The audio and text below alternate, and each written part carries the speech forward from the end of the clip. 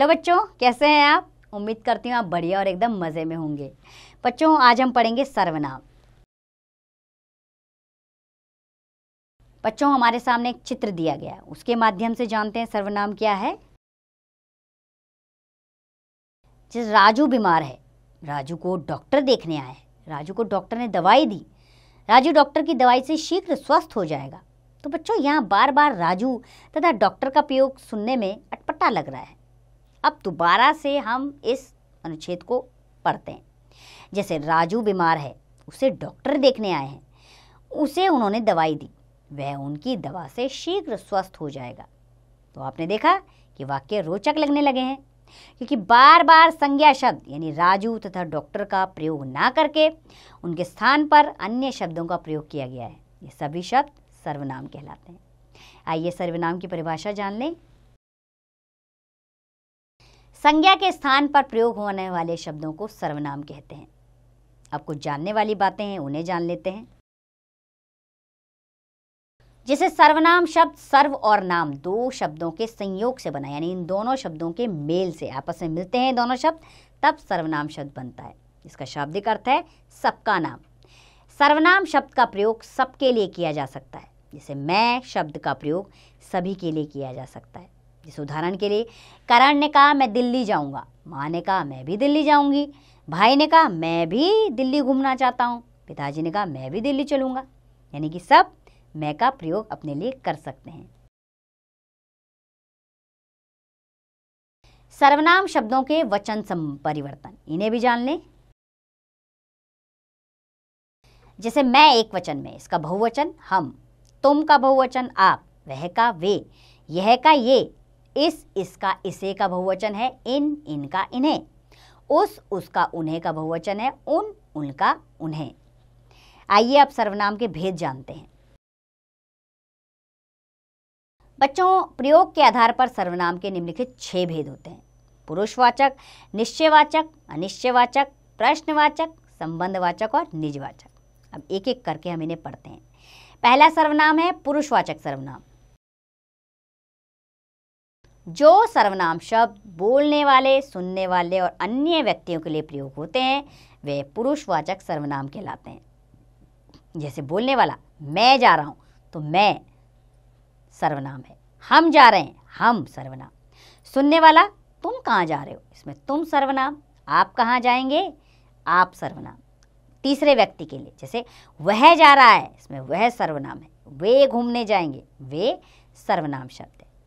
अन्य शब्द भी हैं इसमें, जैसे हम, हमारा, मेरा, आप, तुम्हारा, तुमने, मैंने, ये सब भी पुरुषवाचक सर्वनाम है।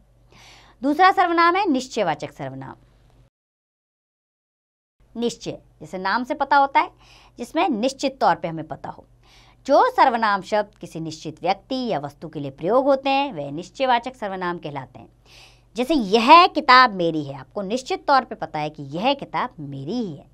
वह घड़ी बहुत सुंदर है, वह निश्चित तौर पे पता है वह घड़ी सुंदर है।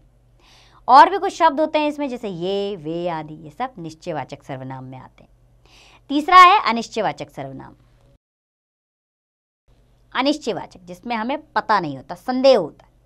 जो सर्वनाम शब्द किसी निश्चित व्यक्ति या वस्तु की जानकारी नहीं देते, अनिश्चयवाचक सर्वनाम कहलाते हैं। जैसे बाहर कोई खड़ा है, कौन है, जानवर है, इंसान है, कौन है, नहीं पता, अनिश्चयवाचक सर्वनाम। दूध में कुछ पड़ा है, कुछ क्या पड़ा है, मक्खी है, मच्छर है, नहीं पता, तो यहाँ पर कुछ जो है अनिश्चयवाचक सर्वनाम है। चौथा है प्रश्नवाचक सर्वनाम। ये भी नाम से प्रतीत हो रहा है, जिसमें प्रश्न किया जाए। जो सर्वनाम शब्द प्रश्न पूछने के लिए प्रयोग होते हैं, प्रश्नवाचक सर्वनाम कहलाते हैं। जैसे कि कौन बोल रहा है, मुझे किसने बुलाया है, इसमें वाक्य के अंत में प्रश्नवाचक चिन्ह होता है, जिससे स्पष्ट हो जाता है ये प्रश्नवाचक सर्वनाम है। कुछ अन्य शब्द भी होते हैं प्रश्नवाचक सर्वनाम के, जैसे क्या, कैसे, किसका आदि। पांचवा सर्वनाम है संबंधवाचक सर्वनाम। इसका भी नाम से स्पष्ट है, संबंध बताना। जो सर्वनाम शब्द वाक्य के अन्य सर्वनाम शब्दों से संबंध दर्शाते हैं, संबंध बोधक या संबंधवाचक सर्वनाम कहलाते हैं। जैसे जैसा करोगे वैसा भरोगे।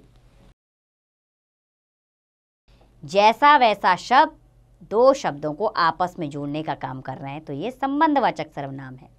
जिसकी लाठी उसकी भैंस, जिसकी उसकी, दो शब्दों को मिला रहे हैं तो संबंधवाचक सर्वनाम। कुछ अन्य शब्द भी हैं जैसे जो, सो, जिसने, वह आदि। छठा सर्वनाम है हमारा निजवाचक सर्वनाम।